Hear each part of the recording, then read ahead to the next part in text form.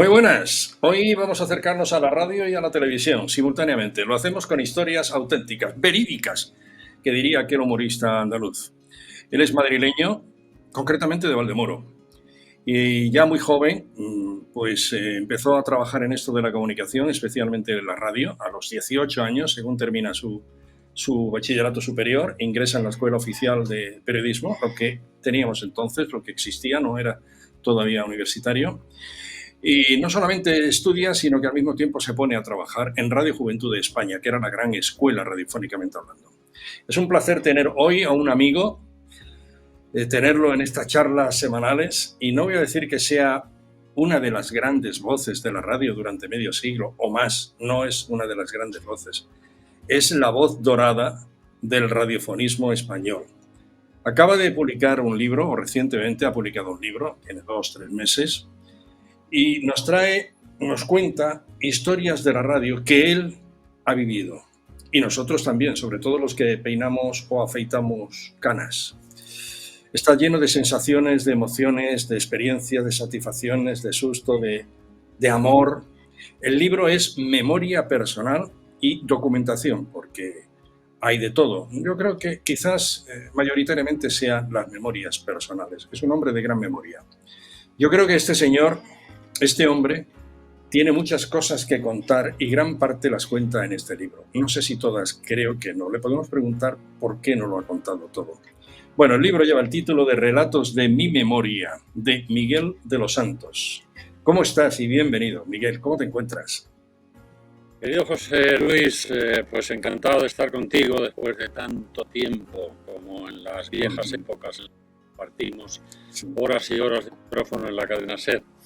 Pues nada, encantado de estar contigo, en tu compañía y ver qué te puedo contar, cuál es el camino de la curiosidad y a dónde nos conduce. Bueno, la radio es eso, es curiosidad. La radio es curiosidad realmente. El libro es felizmente muy intenso por sus encuentros. Está lleno de movimientos vitales. Es vida pura, pura vida, diría el costarricense. Y la verdad es que eso es lo que le da riqueza, ¿no? Traslada la realidad, lo que ha vivido y lo que ha convivido con españoles y foráneos en España y también en el exterior. Me gusta tu frase, Miguel. En principio la ves así y dices, bueno, esto, claro, pero es que es esencial. Y es esencial para el mundo de la comunicación, en general. Si tienes una historia que contar, cuenta una historia de amor. Me parece bellísimo, ¿eh? Bueno, yo he intentado contar historias basadas en las propias vivencias personales a lo largo de tantísimos años. Y al mismo tiempo, como bien dice Fernando Onega, nuestro común amigo en el prólogo, me ha salido una cierta historia de la sociedad española y de los medios de comunicación en las últimas 6 décadas, un total de 60 y tantos años. Hay que tener en cuenta, como yo digo en el inicio de mis relatos, que nací pocos años después del advenimiento de la radio en España. La radio cobra carta de naturaleza en el 24, yo había nacido en el 36, por lo tanto hay tan solo 8 años de diferencia. Eso quiere decir que me crié, me eduqué y ya tomé el biberón escuchando las canciones de Imperio Argentina y también los concursos de Doble o Nada o Lo Toma o Lo Deja. Posteriormente llegué a la televisión en el 56, justo cuando yo acababa de cumplir los 20 años y había iniciado ya mi carrera profesional en Radio Intercontinental de Madrid. Eso me da derecho, cuando menos, a contar unas ciertas experiencias por haberlas vivido en primera persona. Muchas de ellas las traslado al lector y en líneas generales lo único que hago es tratar de dejar un legado y al mismo tiempo una advertencia a todos aquellos que ahora empiezan a dedicarse a este maravilloso oficio que compartimos, que es el de contar cosas, sea en el medio que fuere.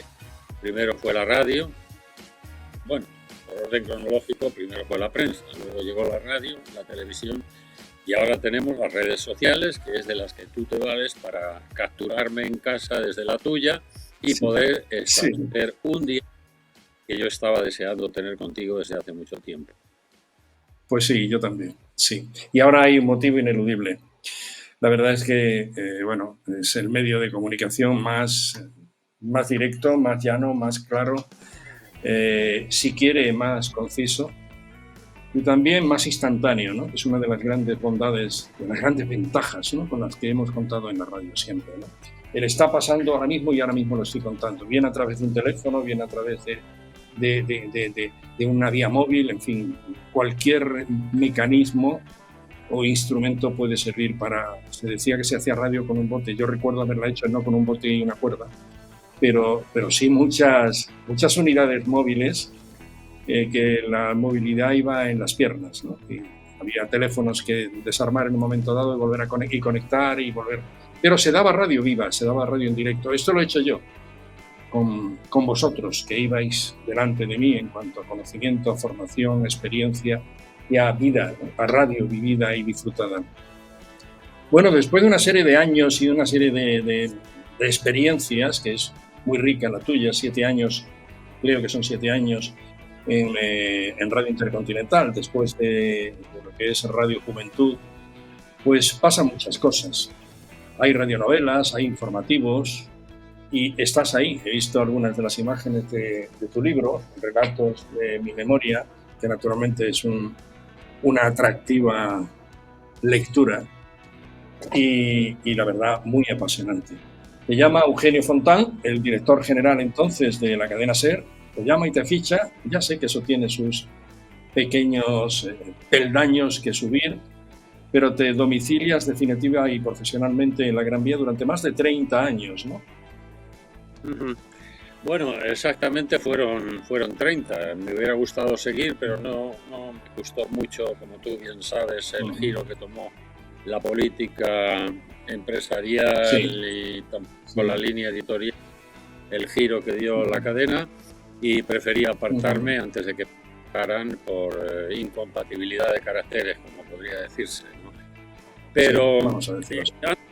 He vivido ya experiencias maravillosas. Los 7 años de Radio Intercontinental me dieron mucha experiencia, me enseñaron a hacer la radio con un mínimo de posibilidades técnicas, humanas y también de supervivencia, a pesar de que la Inter en aquella época competía directamente en audiencia, en seguidores, en programación con Radio Madrid. Bien, es verdad que Radio Madrid era la cabeza central de toda una gran cadena de emisoras que hacía que tu voz, si intervenías en un programa en cadena, se extendiera por toda la geografía nacional. Tú sabes bastante de esto, ¿no? Por lo tanto, el salto fue espectacular y bastante oficioso la negociación que mantuve con Eugenio Fontán. Cuéntala si quieres, sí. A quien agradecí, por supuesto, la apuesta que suponía mi fichaje en aquel momento, José Luis, porque no hay que olvidar que la mayor parte de los profesionales que llegaban a la cabecera de la SER, que era Radio Madrid, de donde se generaba toda la programación a nivel nacional, tenían dos orígenes. Uno, la formación en otras emisoras de la cadena, en provincias. De ahí llegaron pues compañeros nuestros como Joaquín Prat o Vicente Marco, por poner un par de ejemplos, de Radio Valencia concretamente, o Iñaki Gabilondo, que venía de Radio Vizcaya, de Radio San Sebastián concretamente, o la segunda alternativa que manejaba la SER era el fichaje de grandes figuras de la radio hispanoamericana. Pongamos por caso el de Bobby de Glané o el de Guillermo Carán, el de Raúl Matas, etcétera, etcétera. Pero nunca se había dado el paso de ir a llevarse a un profesional de la competencia directamente. En ese aspecto yo fui un pionero gracias a las iniciativas de Eugenio Fontán, que Dios tenga en su gloria, gran personaje, gran persona, bien, a quien devoró la avaricia de otras gentes. Pero bueno, él dio este paso y yo quise responderle con lo mejor que tenía. Viví 30 años de experiencias allí, muchos de los cuales fueron compartidos contigo, que llegaste allí como un pipiolo jovencito, como puede verse en las imágenes ahora que nos contemplan, donde se nota sustancialmente la diferencia de años que hay entre tú y yo. Ahora estoy viendo una imagen de uno de los programas míos donde estaba nuestro compañero Juan Vives, y aquí tenemos ya una que corresponde a la final de uno de mis programas más señeros en mi historia con la televisión pública, que no había otra en aquellos años. Y es una histórica, se puede considerar histórica, donde para que sea histórica del todo deberían borrar mi figura y dejar únicamente las de tres grandes ídolos del arte español, como fueron Nino Bravo, Rocío Jurado y Manolo Escobar. Ellos fueron homenajeados por uno de mis programas, creo pensar que fue en la gala final de La Gran Ocasión, ya que representaban los tres géneros en los que se competía en aquel programa. Para que nos entiendan tus seguidores, tus oyentes en este caso, espectadores, un precedente era este programa de lo que hoy es o ha sido Operación Triunfo. Sí, sí. Sí es. Oye, quiero que hemos pasado muy a prisa, pero vamos, yo sigo tu ritmo. El invitado es la figura, y yo voy a tu ritmo. Pero hemos mencionado, desde mi punto de vista, muy brevemente, la existencia y tu permanencia en Radio Intercontinental. Porque yo te conozco en Radio Intercontinental. Yo soy inicialmente, porque Radio Intercontinental llegaba una onda media con un radio como Radio Madrid de 500 kilómetros o 300, 400, yo estaba a 200, 240. Y la Inter me entraba con un cañón. Mi hermano, que me lleva 14 años, te puedes imaginar, él con 16, 15, 16, 17, era un loco de Rueda de la Bola. Yo crezco oyéndolo de niño, jugando con el aro, con el trompo, que era con lo que se jugaba antes, y poco más. Yo escuchaba Rueda de la Bola, con Ángel de Echenique y Enrique Maristany. Discúlpame. Eso es. Dos ídolos para mí, absolutamente. Voces extraordinarias, absolutamente. Manuel, ¿cómo se llamaba? Fernando Forner, Manuel García Pizarro, tú, María Elena Domènech y otros más. O sea, la Inter fue una cuna y solo saliste tú o solo fuiste tú fichado. Quiero decir que además contaste con algo más que tenían los demás y los demás eran excelentes. Quiero dejarlo aquí claro. Yo era simultáneamente no, pero por turnos, un hambriento de radio, de conocimiento de radio, de aprender radio, de conocer, de disfrutar, porque disfrutaba más que jugando al fútbol y fui uno de los campeones de la provincia. En fin, la Inter está ahí, sigue ahí, pero no es lo que era, evidentemente, pero en aquellos años era la gran competencia de la SER, de Radio Madrid. Yo escuchaba Radio Madrid por unos programas y otros programas que me venían heredados, como te digo, de mi hermano, ¿no? Yo escucho primero Rueda de la Bola y luego yo ya me quedo como oyente de la SER, de Radio Madrid y de la Inter. Y no puedo olvidar las voces que allí había. Qué precisión, qué perfección, qué clase, qué tono, qué elegancia. Y lo digo directamente y abiertamente a los profesionales, aquellos de la Inter, entre los que tú estabas. Naturalmente, en paralelo con lo que yo conocía, aprendía y veía, escuchaba en este caso, pero en la radio es que se ve también, en Radio Madrid. Bueno, pues mira, era tremendo. Dicho esto de la Inter, lo que tú quieras. Te voy a dar un dato para el que tú acabas de decir. Has hablado de Rueda de la Bola.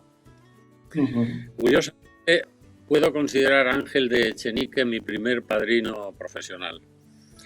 Y quizá no por voluntad propia, sino por las circunstancias. Ángel era todo un personaje, además de ser un profesional extraordinario y una persona encantadora, educada, etcétera, pero era un personaje fuera del micrófono. Y entre sus pequeños defectillos era lo que le gustaban las mujeres. Tanto es así que no había en el que Ángel, bueno, no tuviera alguna cita romántica con alguna dama de la época, porque además él era don, que dirían en algunos países de Sudamérica. Pero, ¿por qué te digo considero a Ángel mi primer mentor o el primer padrino profesional que tuve, la primera persona o personaje que se ocupó de mí, pues por una circunstancia. A Ángel le encargaron, era la estrella de Radio Intercontinental, junto con Jesús Álvarez. Lo que ocurre es que Jesús Álvarez, sí. fue Álvarez padre, claro.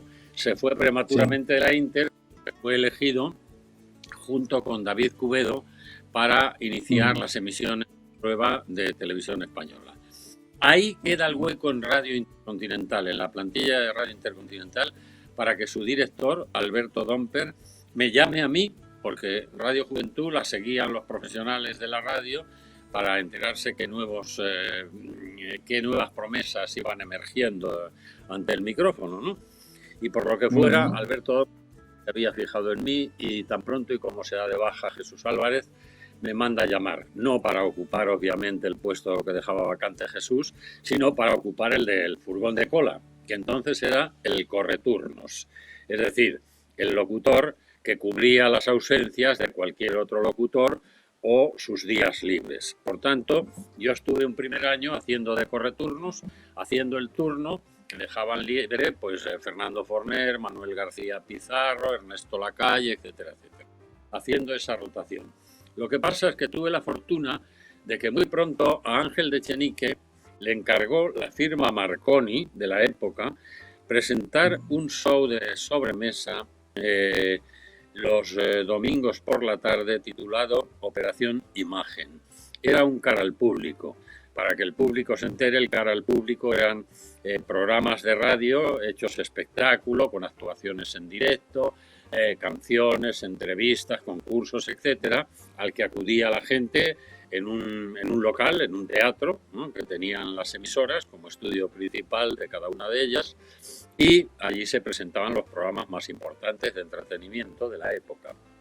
Bueno, pues por lo que fuera, me eligió a mí para salir de locutor auxiliar suyo en Operación Imagen, en aquel show de la sobremesa de los domingos, que presentaba con María Elena Doménech, precisamente. ¿Qué sucedió? Que un domingo sí, otro también, Ángel le salía algún plan divertido, entretenido, lo que fuera, y a última hora llamaba diciendo: ves empezando tú, que se me ha hecho tarde. Algunas veces ese hacerse tarde significaba que no aparecía en todo el programa, con lo cual yo empecé a vérmelas en un programa cara al público, tan jovencito como era en aquellos años, 22, 23 años, tenía por aquel entonces, presentando nada menos que un show cara al público en Radio Intercontinental. Y esa fue la primera alternativa que yo experimenté de parte de un gran maestro de la radio de por aquel entonces, como fue Ángel de Echenique. Y a partir de ahí se inició mi despegue profesional, porque debió resultar bien y las firmas comerciales, que era de lo que vivíamos por aquel entonces, empezaron a pedir a la emisora mi presencia o mi trabajo para hacer algunos programas suyos. Me contrataron para un programa de Nescafé, posteriormente hice uno para el flan chino, el mandarín, etcétera, etcétera. El de Ruido de la Bola, sí. Y claro, empecé a hacer otro que se llamaba Reportero Musical, en el que recuerdo que entrevisté a Sofía Loren en su llegada a España para rodar la caída del Imperio Romano y también la llegada del surf al aeropuerto de Barajas, etcétera, etcétera. Muchas vivencias de ese. Quiero decirte que en 2 años me encontré sin comerlo ni beberlo con que ocupaba una tercera parte, cuando menos, de la programación de programas especiales en Radio Intercontinental, con lo que hicieron de categoría, y fue ese año precisamente la llamada de Eugenio Fontán de la cadena SER, y tras un largo estira y afloja, por más que yo me muriera de ganas de ir a la SER, llegamos a un acuerdo. Y digo por qué, porque sinceramente, y a estas alturas ya no me avergüenza decirlo, ganaba mucho más dinero yo en la Inter de lo que me ofreció Eugenio Fontán en el contrato que me puso delante. Y se lo dije, me acabo de casar, tengo una hipoteca, ha nacido mi primer hijo, y por tanto yo tengo hecha mi vida estos ingresos y no puedo aceptar la oferta que tú me haces. Si me hubiera llamado hace un par de años, vengo de rodillas y sin poner condiciones, pero ahora mismo no me lo puedo permitir. Con lo cual, estaba el verano de por medio, me fui de viaje y al regreso me volvió a llamar y me dijo, venga, que vamos a poder llegar a un acuerdo. Y al final llegamos al acuerdo. Y bueno, me subió las condiciones, me las equiparó con los ingresos que yo tenía en Intercontinental y empecé no a trabajar, sino a ir a la radio, porque tardé varios meses en que me encontraran un hueco, porque el fichaje mío trajo consecuencias serias dentro de la cadena. Y es que no buena acogida por parte de los compañeros, porque era un ser extraño, era un ente raro y extraño, hasta que a los 3 meses, harto de esperar, pero no solo un ente extraño, yo creo que en principio supuse una incomodidad, porque para mi fichaje Fontán no contó con la quiescencia de ninguno de los componentes del equipo ejecutivo de la SER en aquella época, ni con don Manuel Rodríguez Cano, con Varela, ni con ninguno de ellos, porque lo hizo a sus espaldas. Entonces yo tardé en encontrarla cómoda hasta que un día, cansado de esperar, me planté por enésima vez en el despacho de don Manuel Rodríguez Cano y le dije, mire, yo no puedo estar más tiempo viendo cómo son los estudios, cómo hacen programas los compañeros y tal. Y entonces empecé a viajar, José Luis. Entonces me empezaron a enviar a retransmitir el Festival de San Remo y todos los eventos que se producían por aquel entonces. Y a la vuelta de uno de ellos, los fines de semana, el hoy es domingo y la tarde del sábado. Que la tarde del sábado fue el donde experimentamos la fórmula de 40 principales en onda media, aunque todavía no había FMs en España, ni en la cadena SER. Y ya te he contado ese primer tramo de mi desembarque en la cadena SER. No vimos que fuiste un fichaje tal como tú lo planteaste, sobre todo económicamente. Es decir, fuiste un fichaje no caro, de precio elevado comparado con lo que había en el mercado. Y esa posiblemente fuese una de las incomodidades de otras personas o compañeros que allí tenías, ¿no? Y no solamente compañeros, alguien con más peso que los compañeros, efectivamente. Y lo entendí, no creas que me reboté. El tiempo sí me molestó un poco. Mira, tengo una anécdota de Ángel de Echenique, precisamente el día en que Alberto Domper, que fue una gran persona, yo a Alberto le recordaré toda la vida, porque aparte de ser argentino, era un tipo extraordinario y acabamos haciendo una amistad muy grande, más allá de que fuera mi director durante esos 7 años, ¿no?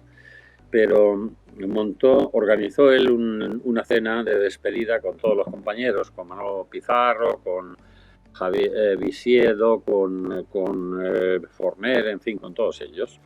Y allí estuvieron todos y a los postres, pues nada,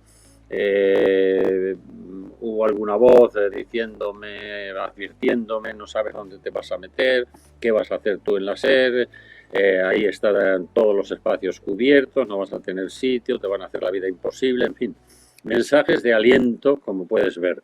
Y sin embargo, puse Ángel de Echenique y al final me dijo, Ángel, por cierto, antes de la Inter había estado en la SER, como tú recordarás. No lo sabía. No lo sabía. Claro, cuando Serrano Suñer, una de las figuras que ficha, bueno, la gran figura que ficha y se lleva de la SER fue Ángel de Echenique. Bueno, y él tomó una copa, se puso en pie y dijo, pues yo te deseo todo lo mejor y sé que lo vas a conseguir. Porque además haces bien, Miguel. Tienes edad para hacer una apuesta como esta, porque querámoslo o no, como bien dijo Shakespeare, la radio en España es ser o no. Y ahí me mandó una despedida que tenía visos de tragedia y que acabó con unas palabras de esperanza y futuro que le agradecí todo corazón a Ángel, que por cierto, una vez más se demuestra que cuanto más grande es una persona, más justo es con los demás, habitualmente. Sí, habitualmente es así, sí. Es así, por estilo. Y es como el presumir, dice que el que presume es que carece de... Dime de qué presume, te diré de qué carece. Es como todo. En fin, ya estamos acostumbrados los que tenemos cierta edad, que yo también tengo lo mío. La verdad es que llegas a la SER, finalmente te asientas, a pesar de los pesares, y empiezas a hacer cosas, un número de programas importante. Inicialmente, creo recordar a las órdenes de Antonio Calderón, gran mente, gran cabeza para la radio, en este caso para la SER, ¿verdad? Una de las sorpresas inesperadas en aquella cadena donde tú sabes cómo se movían los intereses de unos y de otros, las intrigas, los deseos de poder, en fin, toda esa historia que te voy a contar a ti que no conozcas. Cuando se promulga la ley Fraga, al fin la gente, los periodistas, hemos abierto un resquicio por el que empezar a ejercer una profesión a la que habíamos llegado no solo para entretener y para formar, sino también para informar. Algo de lo que carecíamos, porque tú recordarás, y también tus espectadores y oyentes deben saber que la opinión única que dimanaba del diario hablado de Radio Nacional, al que todas las emisoras estaban obligadas a conectarse tanto a mediodía como por la noche. Pero con la llegada de la ley Fraga se hacen ciertas concesiones a los medios independientes y libres, con unas limitaciones lógicas de la precaución de aquellos momentos en los que ya se acababa el largo periodo del gobierno de Franco y quienes le acompañaron. Y claro, la radio, como siempre, la SER, pionera como siempre, pone en marcha el famoso matinal SER, que en principio no se llamaba matinal cadena SER porque el primer intento era que surgiera de Madrid, pero luego las emisoras que pudieran adherirse lo hicieran y otras no. Se llamaba matinal SER, luego ya SER, matinal cadena SER. Y para mi sorpresa puso al frente de la dirección a Manolo Martín Ferrán. Eso no fue una sorpresa, pero me puso a mí como locutor como el locutor de enlace de todo lo que era el primer informativo que dio la SER. La verdad es que me sorprendido fui yo, más allá de lo que sucediera por los pasillos. Pero recuerdo que en un transcurrido el tiempo, ya sabes cómo era don Antonio, era un hombre áspero, pero tenía el alma como un almario, que decía el poeta, ¿no? Terminado tomándonos un café, coincidimos en el bar de la octava planta, que tú también recordarás, de allí de la SER, de Andrés. Y yo ya tenía suficiente confianza con él para preguntarle, don Antonio, ¿cómo se le ocurrió a usted pensar en mí para presentar aquello? Se me quedó mirando con esa mirada desafiante que tenía, serio, muy serio, y me dijo, ¿y por qué no? Y dije, hombre, hay aquí otros muchos profesionales muy buenos y que llevan mucho tiempo. Y me dijo, sí, pero empezábamos una etapa nueva y tú eras la voz de esa etapa nueva. Genial. Yo era el último que había llegado y llegaba a tal. Y que hasta en eso era un hombre, en fin, uno de los grandes genios de la radio, don Antonio, Calderón, otro personaje inolvidable. En fin, José Luis, si quieres... No, te interrumpo un poquito. En esta narrativa... Sí, adelante. No, quería decirte, a pesar de todo, fíjate, hay un hecho muy curioso que para los que hemos vivido a caballo entre los dos medios y hemos visto la transformación que ha experimentado todo, José Luis, es sorprendente. Yo recuerdo que la primera vez que me llaman para hacer televisión, que fue con la llegada de Valerio Lazarov, bueno, yo me había presentado hace años antes al concurso Voces Nuevas, no porque yo quisiera, de Televisión Española, sino porque yo estaba profesionalmente trabajando en la Inter y entonces Gabriel Ibáñez, que había sido profesor mío en la escuela de Radio SEU, de Radio Juventud posteriormente, había sido profesor de vocalización y dicción, era ayudante de Domingo Almendros, que dirigía el programa Caras Nuevas de Televisión Española, que fue una promoción que hicieron para buscar presentadores. Y entonces, viendo que la gente que se presentaba no daba no ya la imagen, cosa que se cuidaba mucho en aquella época. Ahora no sucede, ahora da igual como sea para hacer televisión. Pero en aquella época cuidaban mucho la presencia, en fin, que fuera lo que llamaban telegénicos, ¿no? Y entonces, viendo que los aspirantes no daban la talla, ya llevaban varios programas y no salía nadie y tal, nos agarró por banda un día José Luis Uribarri y a mí, nos invitó a tomar un café en una cafetería que se llamaba El Moral, que había en Diego de León. Yo estaba en Radio Intercontinental por aquel entonces, y entonces nos propuso presentarnos al concurso Caras Nuevas de Televisión Española. José Luis lo vio con gran entusiasmo y dijo, sí, cuenta conmigo, Gabriel, que yo... Y yo le dije, mira, yo lo siento, pero estoy muy a gusto en la radio. Entonces la televisión, José Luis, no era tentadora. La televisión la veían 4 gatos en España. Comprar un receptor de televisión costaba 25.000 pesetas, que quién las ganó entonces, era una barbaridad, ¿no? Y por tanto para un profesional joven que estaba tan a gusto en la radio no tenía atractivo, por lo cual... Y yo le dije, mira, Gabriel, a mí no me apetece y tal. No, tenéis que presentarlos los dos porque no tenemos gente y tal, luego tú haces lo que quieras y tal. Bueno, digo, pero ¿y cómo nos vamos a enfrentar los dos? Dice, pues porque son 2 tandas y tienen que salir 2, necesitamos 2 caras nuevas para 2 informativos.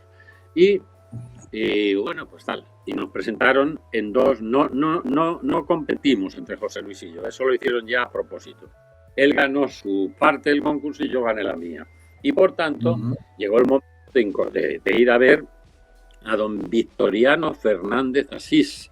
Recordarás el nombre. Era el director de informativos. El primer director de informativos que hubo. Fuimos a ver a aquel señor y nos dio la infausta noticia, recién producida, de que las 2 plazas se habían reducido a una, porque les había llegado una persona que tenía mucho interés, el señor ministro, ya sabes cómo era la época, en que le dieran paso. Bueno, que el otro quedaba a la espera porque aquellos iban a ampliar los informativos. Y yo vi el cielo abierto y le dije, mira, don Victoriano, no siga, la plaza es para José Luis. José Luis no ha empezado todavía en la radio y yo, sin embargo, estoy encantado, estoy en Radio Intercontinental, trabajo, tal, y no se preocupe, que yo me alegro mucho porque me evita usted un disgusto y tal. Bueno, y así empezó Luis Uribarri a hacer los informativos y yo me quedé a la espera de nuevo aviso. Pero ese nuevo aviso no llegó nunca. Se anticipó el profesionalismo. Cuando yo acababa de pisar la SER, un día me llama Ricardo Suárez, hermano del que luego sería director general, no lo era todavía, Española, y posteriormente presidente del gobierno, en cuya amistad me honré mucho entonces y me honraré. Es un capítulo por el que te quiero preguntar. Sí. Grandes personas que he conocido en mi vida, más allá del gran político que tanto se le ha echado de menos después. Pero bueno, entonces había llegado Valerio, Ricardo, y había con el Real Madrid y aquellas cosas, y le dieron, Juan José Rosón, que era secretario general de Televisión Española, le encargó una serie titulada Especial Pop, que él rodó, y era una serie donde se presentaban todos los grupos pop y rock que había en España, que eran muchos en aquella época, como tú recordarás. Y enlazaba los números con unos mini sketches que interpretaban Manuel Galeana y Elsa Baeza. Pero, como recordáis, Valerio llegaba con un estilo de televisión que era la locura, porque él puso en marcha a unos niveles extraordinarios, aquello tenía un ritmo terrible y para el público aquello podía suponer un shock total. Se sentaron a visionar el programa piloto y tanto Rosón como Ricardo, que entonces era director de programas musicales de Televisión Española, se hicieron la misma pregunta. Esto lo va a entender la gente. Tal. Y a Rosón se le ocurrió, ¿y por qué no hacemos como con el cine y el teatro, que llevan siempre un introductor por delante, explicando un poco las claves de la película o de la obra de teatro que van a ver? Ponemos ahí un comentarista musical de los que ahora están de moda en la radio y les ponga un poco al tanto a los espectadores. Y entonces inmediatamente Ricardo me mandó llamar. Y yo le volví a decir lo mismo. Mira, Ricardo, a mí no me metáis en estos líos de la tele, que es un rollo. A mí eso de maquillarse, de tal, todo es ficticio. Yo la frescura de la radio de verdad me divierte mucho. Bueno, pero me llama Rosón.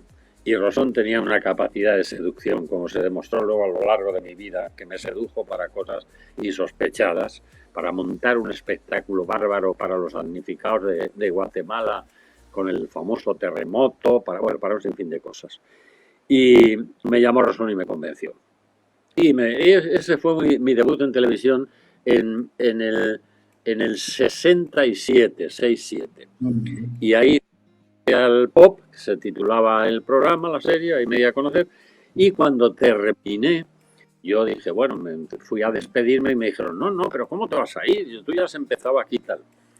Bueno, quiero que sepas que por aquel entonces, para hacer el primer programa ya en serio que me encargaron a mí, sobre idea mía, que luego fue un éxito, se tituló Voces de Oro y demás, para hacer ese primer programa tuve que pedir la excedencia en la SER.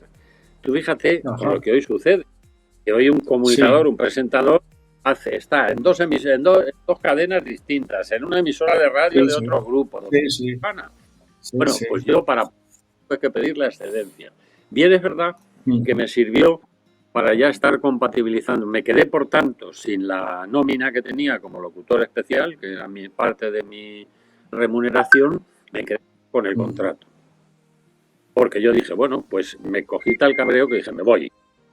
Y entonces me dijo Montal, no, ¿cómo te vas a ir ahora? No, hay que buscar una fórmula para arreglarlo, tal. Pero ¿qué fórmula? Joder, si no veo un medio de competencia, una cosa es la tele, otra cosa es la radio. No, pero eso es de Radio Nacional y tal, y no sé qué, y no sé cuántos, así que hay que arreglarlo. Y bueno, lo arreglamos para que yo me quedara con el contrato, la parte de contrato nada más, y hacer la tele. Y ya no paré de hacer televisión, porque terminé Voces de Oro y me vino Gran Ocasión, que hablábamos antes de ella, los sábados por la noche, que aquel fútbol hombres, porque yo hacía La Gran Ocasión, era en directo los sábados por la noche, de 10 a 12 de la noche, los sábados, pero el resto de la semana hacía Hora de los Santos por la noche en la SER. Quiero que cuentes cómo nace la Hora de Quiero que cuentes cómo nace la Hora de los Santos. Bueno, eso es algo espectacular para mí, ¿eh? No puedo presumir de que fuera idea mía. Fue idea de nadie. No. Fue idea de los que mandan en la audiencia. Sí. De la audiencia. Yo estaba sorprendido de que a las 12 de la noche una empresa como la cadena SER, cuando yo llegué, cubriera la hora de 12 a 1 de la madrugada con discos dedicados. Discos dedicados al Club de Radio SER de entonces. Y entonces, en esa época en la que no me encontraban acomodo en la programación, insistí varias veces ante el jefe de programas, ante don Manuel Cano, en que me diera esa hora. Y siempre recibía la misma respuesta. ¿Para qué quiere usted esa hora si a esa hora no oye nadie la radio? Todo el mundo está viendo la televisión, con ese acento canario. Pero eso te lo dijo durante varios años, ¿no? Además te lo dijo durante varios años. Estuve persiguiendo esa hora tres temporadas, José Luis. Y ya la tercera, seguramente por quitarme de en medio, perdón, cuando fui a... Me dijo, bueno, tráigame usted un par de folios con la idea que quiere hacer. Yo no había pensado en idea alguna, yo solo decía, es una locura. Y le había dicho de palabra varias veces, hombre, la televisión cierra a la 1 y la gente está loca por estar viendo televisión hasta el último momento. Pero hay colectivos que no pueden ver la televisión. Y enseguida salieron los camioneros, los taxistas, los centros de salud, los hospitales, sanatorios, los vigilantes de noche. Claro. Y a pesar de sus argumentos no se me daba. Hasta que ya llegó esa tercera vez y me pidió 2 cuartillas. Y yo dije, pero si no sé qué voy a hacer ahí y tal, me dije a mí mismo. Y entonces agarré a nuestro común amigo Juan Vives y le dije, Juanito, ven que vamos a grabar una cabecera. Acababa de estrenarse hacía poco la película El bueno, el feo y el malo. Tomé la sintonía de Ennio Morricone, que es lo único que tuve claro. ¿Sabéis? La del silbido. Sí, Clint Eastwood y compañía, sí. Y una cabecera que me grabó Juan con José Luis Espinosa, que sabes que tenía yo de ayudante y era un técnico de allí de la radio. Era tu técnico, querido, sí. Era simplemente, como decía, la verdad de lo que yo sentía. Decía Juanito, sonaban 12 campanadas primero, las 12 campanadas de la medianoche, bom, bom, y según estaban sonando, Juan venía a decir algo así como la medianoche, bom, bom, bom, seguían sonando, decía, un hombre solo a la caza de lo imprevisto, que era en realidad lo que yo buscaba, yo no sabía qué hacer. Y entonces salía la sintonía, pa, pa, pa, y el silbido, y decía Miguel de los Santos en La Hora de los Santos.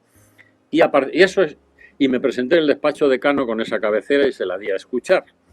Y me dijo, ¿y qué va a hacer? Digo, pues eso, cazar lo imprevisto. No sé quién oye la radio ahora. Quiero que me digan qué radio querrían oír, la estén escuchando.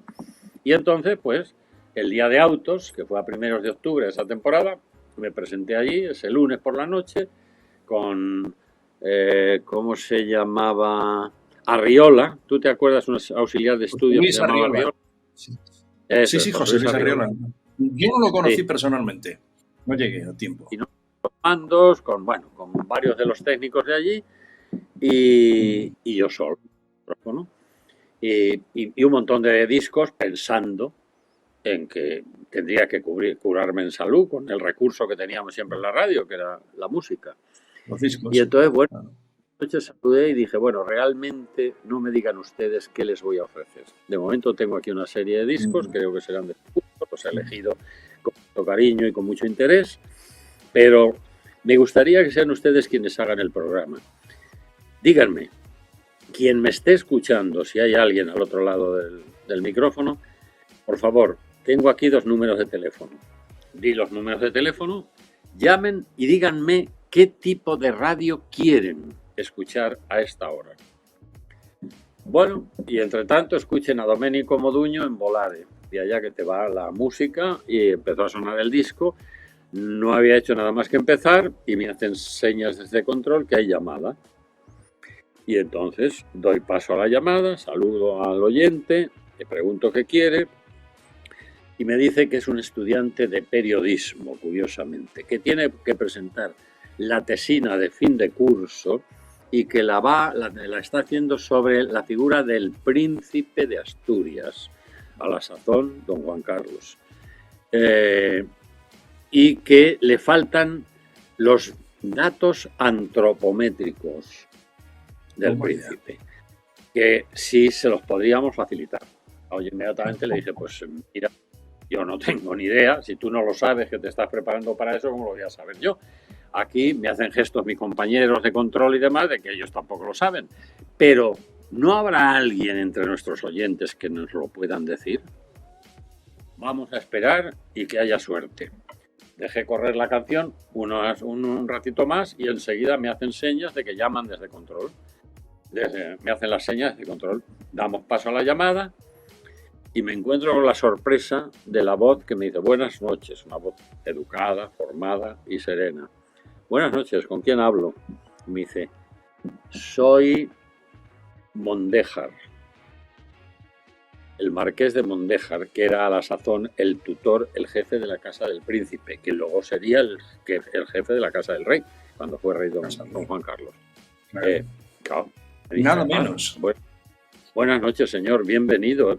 Perdone, pero me sorprende su llamada. No, es que he oído a ese estudiante que quería saber y yo se las voy a dar. Y digo, está bien. Qué bueno. Pues aguanta un momento, que toman nota en control. Ha sido un honor, ha sido un placer, me despido de él y les hago señas a Arriola y Arriola coge ahí un cuaderno y toma nota de los datos que le dio. Y al rato le doy respuesta de lo que quería. El programa estaba hecho. Sí. A partir de ese momento empezaron a llamar. Recuerdo que la segunda llamada fue ¿por qué se llamaba la calle del Pez, calle del Pez? Esa fue la segunda llamada. Y llamó enseguida a una señora muy mayor que se enrollaba mucho y que luego es gente acérrima del programa para el resto, a decirle los orígenes del por qué se le había puesto a esa calle, la calle, etcétera, etcétera. A partir de ese momento nació La Hora de los Santos, que fue eso, un programa de interactividad, de interacción entre los propios oyentes y nosotros. Y el programa tuvo tanto que pasó de llamarse La Hora de los Santos a La Noche de los Santos, porque a medida que aquello crecía, pasó de ser de 12 a 1 a ser de 12 a 2, luego de 12 a 3 y acabó siendo de 12 a 4 de la madrugada. Y vino el contrato mío de Televisión Española para irme a hacer que fue un contrato por 3 años para hacer Con Otro Acento, que fue la primera serie de televisión sobre Iberoamérica, que me iba a tener 3 años por allí, y entonces lo tuve que dejar. Y ahí meten a las 12, ahí es el origen de Hora 25. Empiezan un año en el que yo viajaba y estaba 1 mes y medio fuera, y cuando volvía, los 15 días que volvía a tomar el programa, pero me volvía a marchar, y claro, es un momento en que era insoportable. Y en lugar de seguir, ya no tenía sentido que se llamara La Noche de los Santos, estaba yo, entonces ahí entró a saco Manolo, con muy buen criterio, a proponer el informativo de la noche, porque empezó a coincidir ya con la ley Fraga y toda aquella historia. Manolo Martín Ferrán. Con Manolo Martín Ferrán. Sí. Bueno, y esa es la historia que me pedí ahora. La historia de La Hora de los Santos, pero es que estamos en más de 50 minutos y ¿qué hago yo con todo lo que te quiero preguntar y quiero que los oyentes conozcan? Lo voy a remitir al libro, Relatos de mi memoria, pero yo te estoy invitando a que esto hay que darle una extensión de alguna manera. Porque, bueno, mira, te quiero preguntar una cosa, que esto puede ser breve. Es muy llamativo lo de La Hora de los Santos, porque el salir a torear a cuerpo limpio, bueno, sí, con un montoncito de discos ahí al lado, pues está bien, pero es a torear. Y además a torear sin saber si había barreras o no había barreras, porque claro, era la primera vez, no se había hecho nada, ¿no? Parecido. Entonces me parece de una valentía, de una locura, pero de una sabiduría también tremenda, porque es estar convencido de que la gente no se acuesta a las 12 y que no todo el mundo tenía televisión, como acabas de narrar.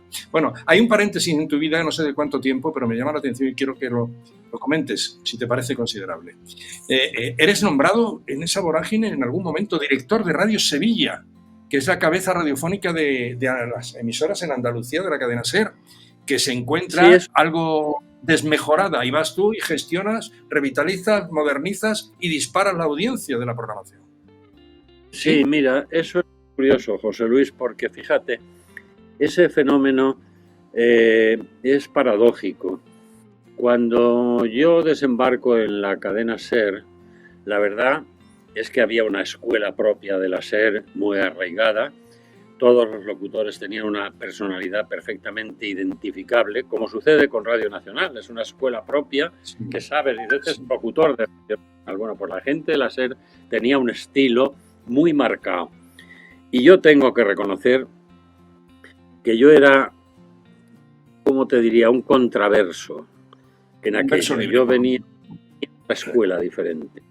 Y yo lo reconocía. Y quien me advirtió contra eso tenía toda la razón del mundo, aunque yo en ese momento ni lo pensé. Yo dije, claro, pero yo no puedo cambiar mi manera de ser.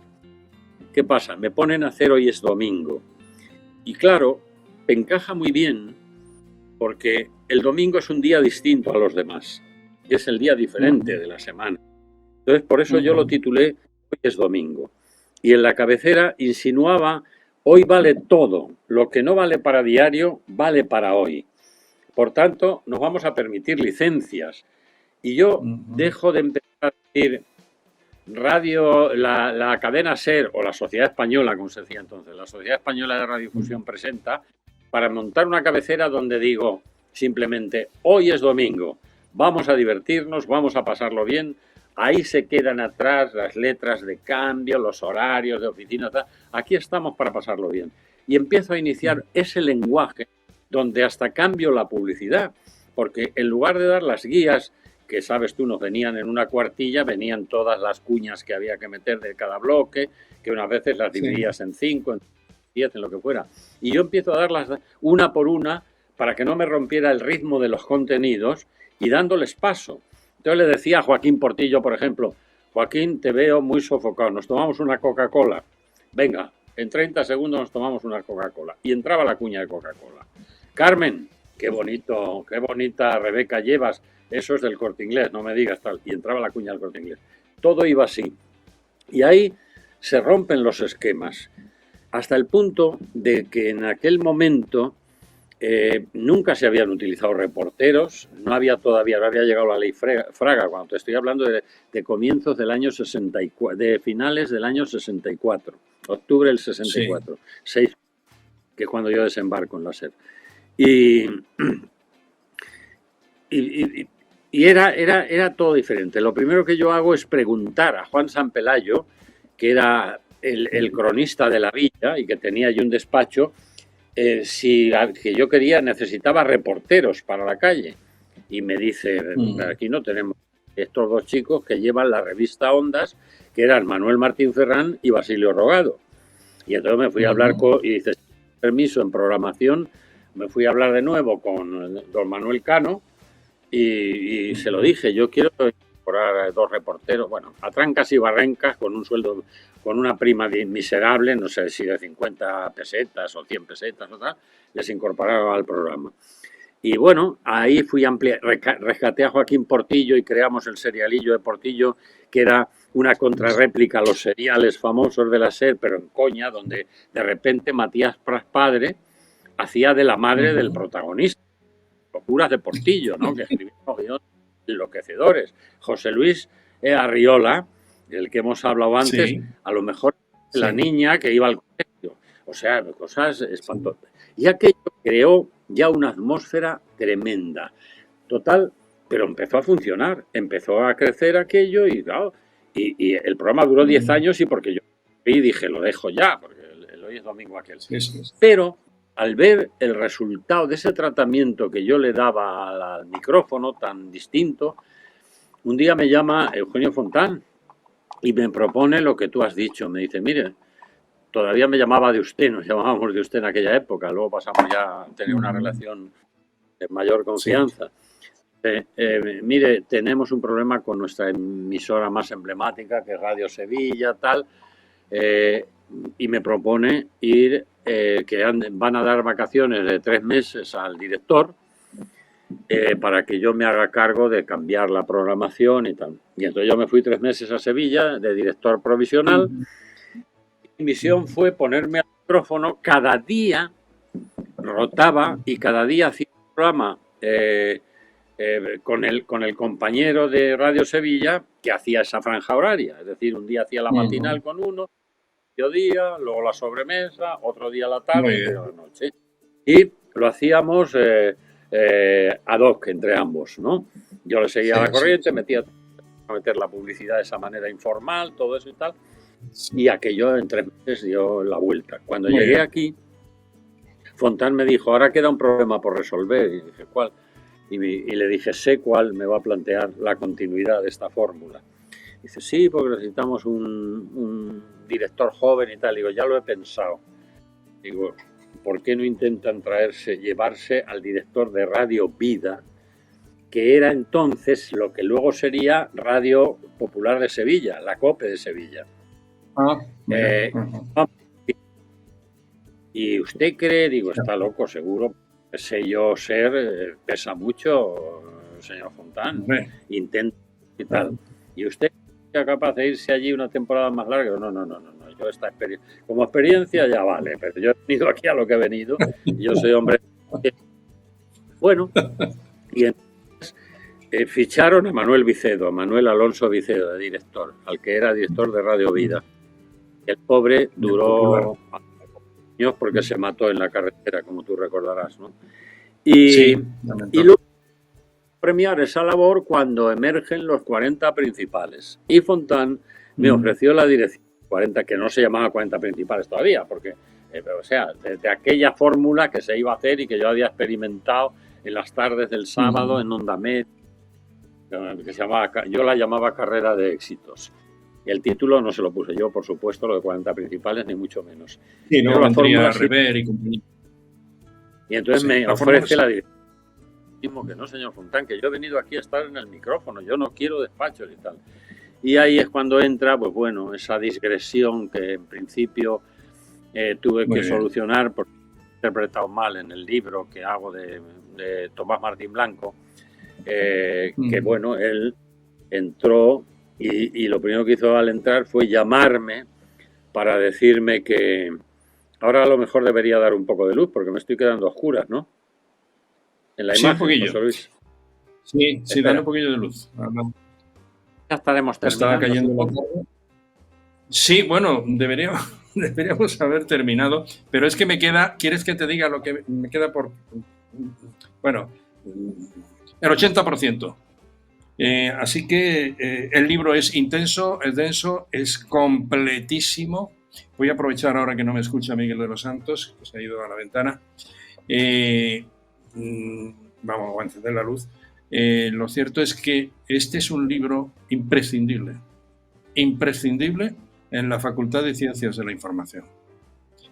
Imprescindible. Supongo que ya estará ahí. Si no, y eres estudiante de comunicación, apúntate. De publicidad también, porque Miguel de los Santos todavía no le he preguntado ni ha dicho nada. Pero es un gran creativo en el mundo de la publicidad. O sea, es un monstruo. En la comunicación, en la locución, en la información y en la publicidad. No, estaba comentando algunas cosas también del libro. Como te has ido, he aprovechado. Pues he oído tenemos... He oído algo y te lo... sí, está ya del libro de consulta en la Facultad de Ciencias de la Información, está también en la Universidad Carlos III y en la Asociación de la Prensa, en la biblioteca, en varios sitios. Sí.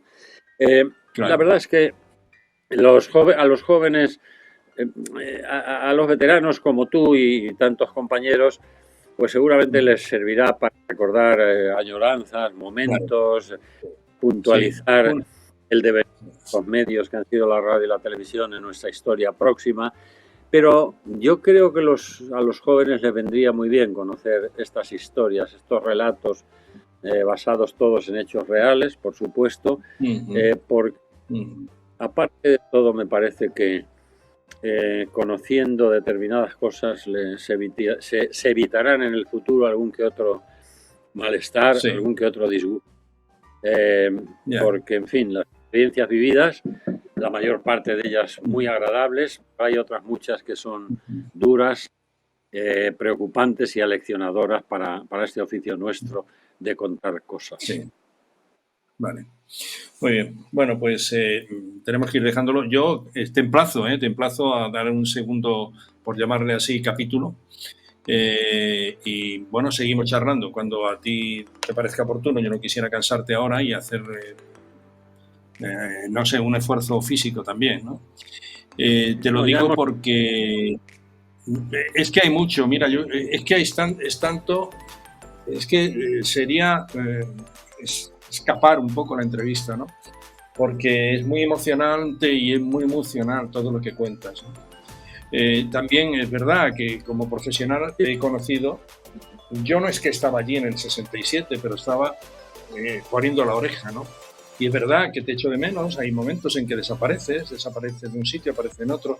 La salida a Sevilla, lógicamente, pues Miguel de los Santos ha desaparecido, luego vuelve a reaparecer, ¿no?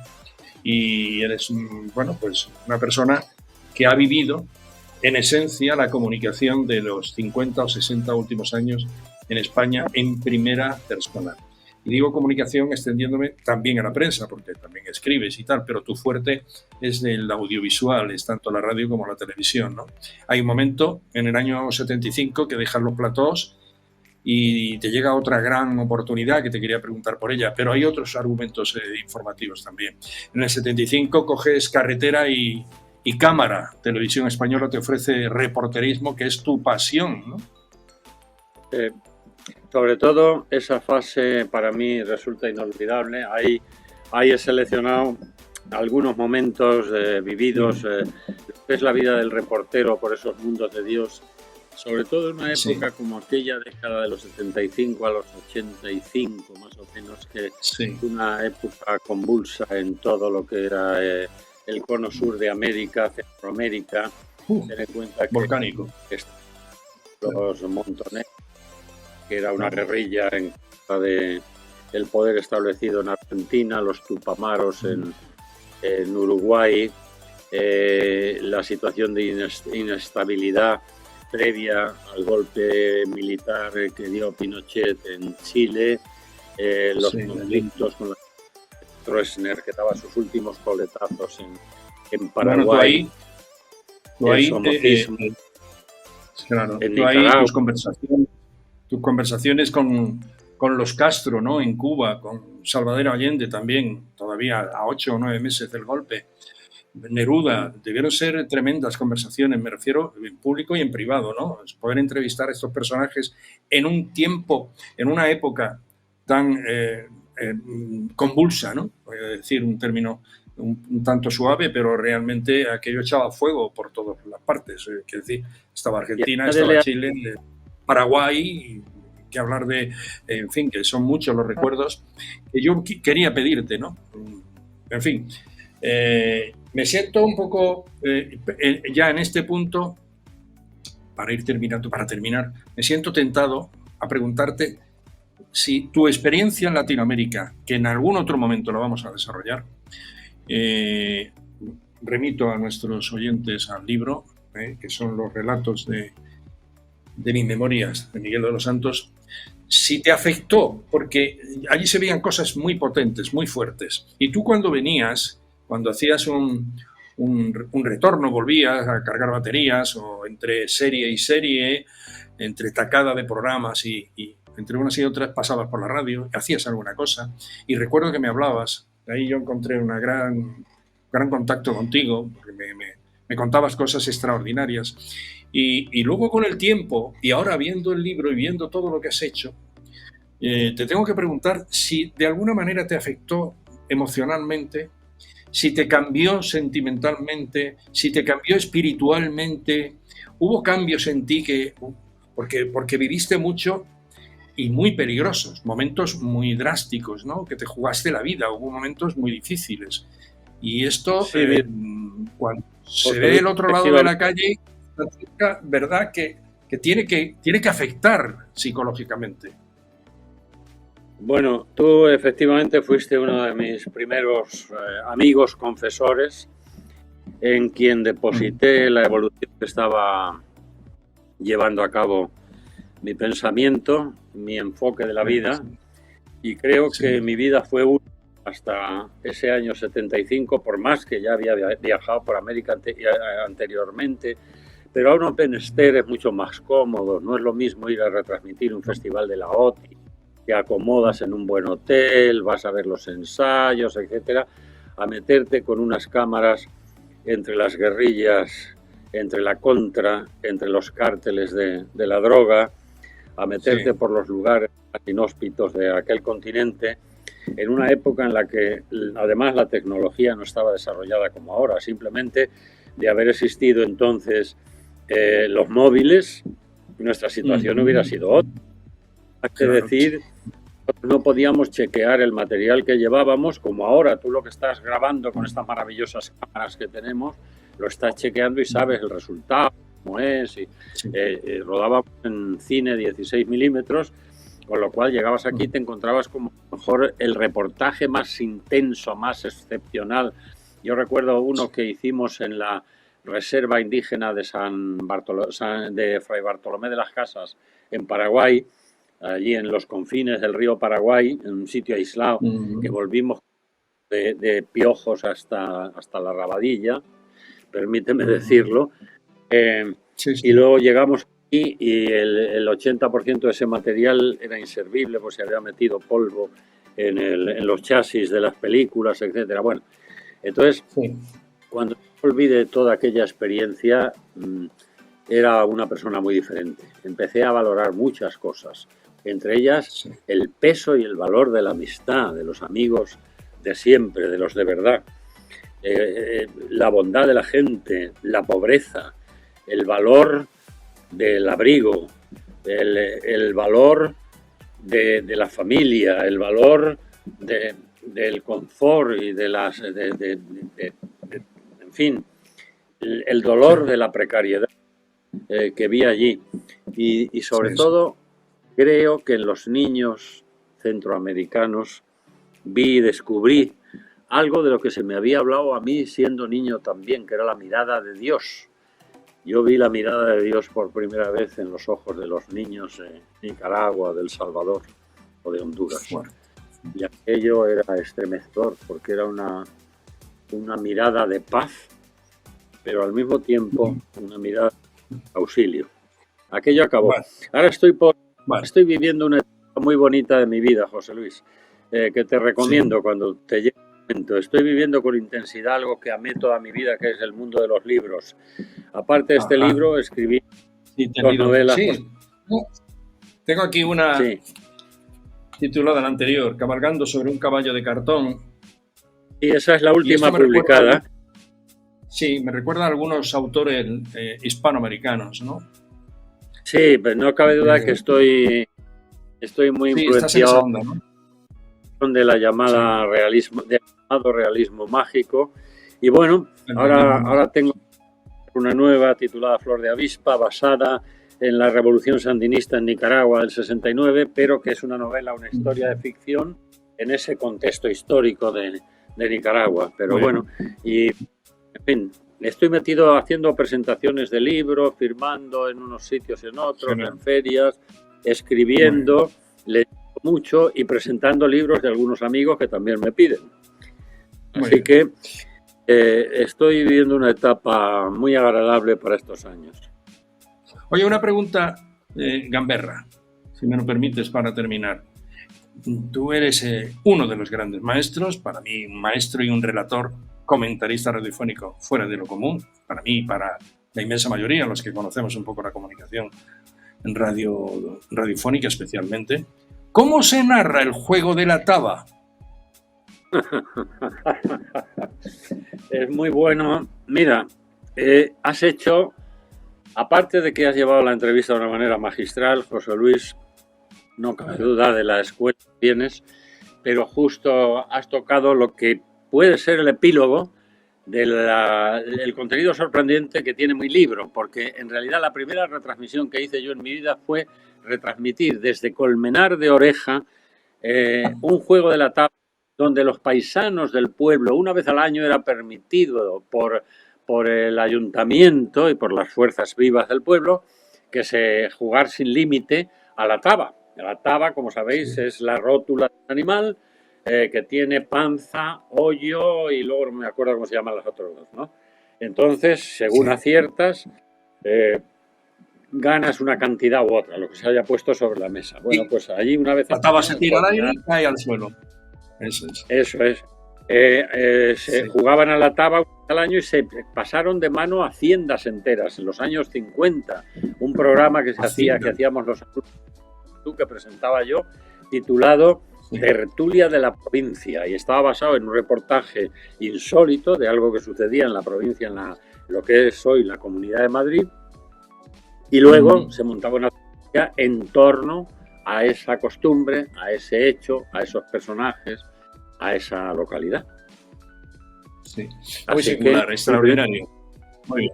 Y además es el primer reportaje que te encargan de hacer en el exterior.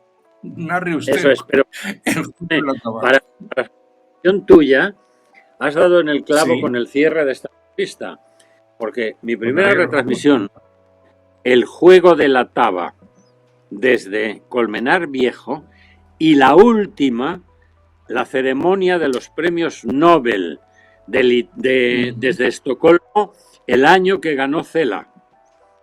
Imagínate en el libro, qué larga distancia entre ambos puntos. Sí, sí. Largo recorrido. Miguel de los Santos, maestro, amigo, de verdad, te quiero un montón, un abrazo muy grande. Seguimos aquí y ya sabes que, en fin, estamos a tomar un café, una copa en cualquier momento y seguir divirtiéndonos hablando de lo que tú sabes, de lo que haces, de lo que has hecho y naturalmente de lo que estás haciendo, que es la literatura en este caso. Que tampoco es manco, José Luis, y sigues haciendo. ¿Perdón?